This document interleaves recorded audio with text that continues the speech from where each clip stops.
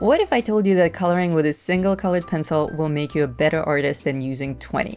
Today we're coloring this purple gemstone with just one colored pencil, just one. And by the end of this video, you're going to understand color, value, and shading at a level that puts you ahead of 99% of people who color. Oh, and before we start, I have a free gift for you. The sketch I'm working from today is available as a free download. As always, scan this QR code or click the link below and go grab it. The first trick is we start with a colorful paper and a brush marker, or any brushy tool at all, really. This can be watercolor paint, acrylic paint, whatever you like, but brush markers are the bee's knees. I'm working on blue-toned paper today, blue cardstock to be exact. Blue and purple are neighbors in the color family, and they're absolutely gorgeous together. And here's the bonus. Where the blue paper peeks through the crystal at the end, this is going to look like it actually belongs there. It adds depth and interest without any extra work. Now the brush marker. This can be any brand. Mine happens to be Copic. And I picked a color that matches my selected colored pencil as closely as possible. And with loose, expressive strokes, I'm going in and establishing my large areas of shadow. Big shapes first. This is the foundation of the whole piece. And it takes maybe 2 minutes, maybe even less. Don't overthink this. Just add your brush strokes to the darkest area and leave everything else.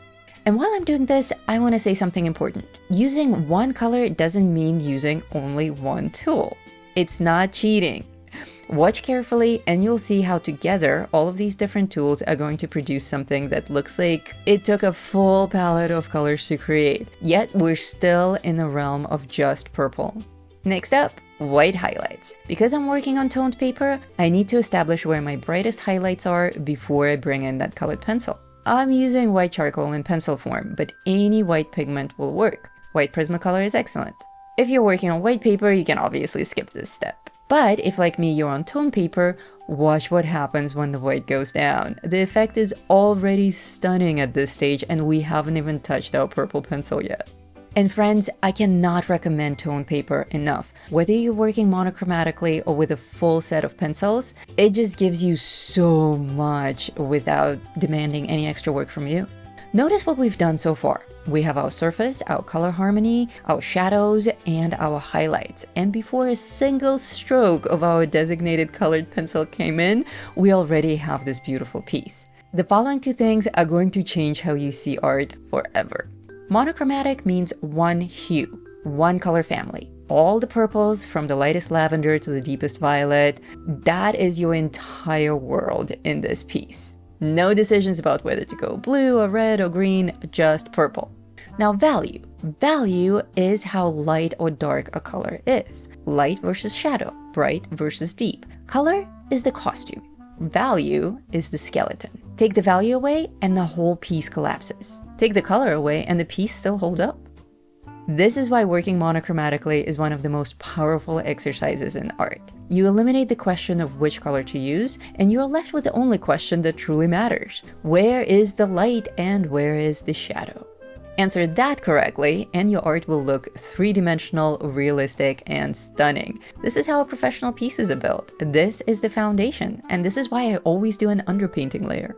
Now comes the part you've been waiting for. We're bringing in the purple pencil at last. Come in with your color and shade the way you're used to shading. Follow along with me and copy exactly where I place my pigment. If you want to understand the full logic of why light and shadow behave the way they do on gemstones, and how to color any gemstone from scratch, my masterclass called The Complete Guide to Coloring Gemstones covers all of that. The link is in the description as always. But for today, just follow my lead.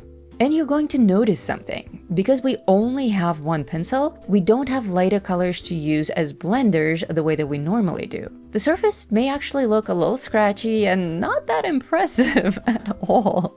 And that's completely normal. We have two ways. We have two ways to fix it. Option 1, a paper blender. Simply brush the surface and smooth out those pencil strokes. Option 2, and this is my favorite one, come in with a Prismacolor white. I'm adding my white pencil now, gliding over all those highlighted areas and into my purple. And something gorgeous happens. Where the white mixes with the purple, a whole new color is born. subtle difference, but still a new color. It's a little bit pink, slightly different, and absolutely stunning. We're technically only using one colored pencil, but we're getting multiple variations of purple on one piece. Pretty neat, right? This piece looks great already, but we can push it a little bit further. Black. Remember what black does when we add it to color? It deepens the shade beyond what the pencil alone can achieve. Our purple pencil can only go as dark as its maximum pigment potential allows, but black gives us access to a whole new level of darkness. Here's where you can experiment. You can add black only to the ribbon or only to the crystal, or you can add it to both like I'm doing for the sake of this demo. I will tell you this, adding black to gemstones is a trick of the trade.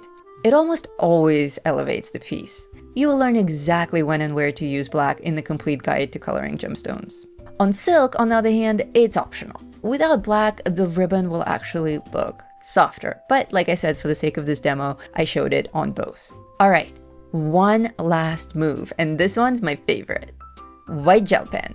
I'm going in and adding glitter, glimmer, and those sharp, bright reflections that make a crystal look like a crystal. If your subject is matte, you don't really need this step, but for glossy, crystalline, or jewel-like subjects, the gel pen is non-negotiable. You can also use white acrylic paint for the same effect. A few precise dots and lines, and suddenly this heart-shaped stone is alive. Look at what you just made with just one colored pencil and a few friends.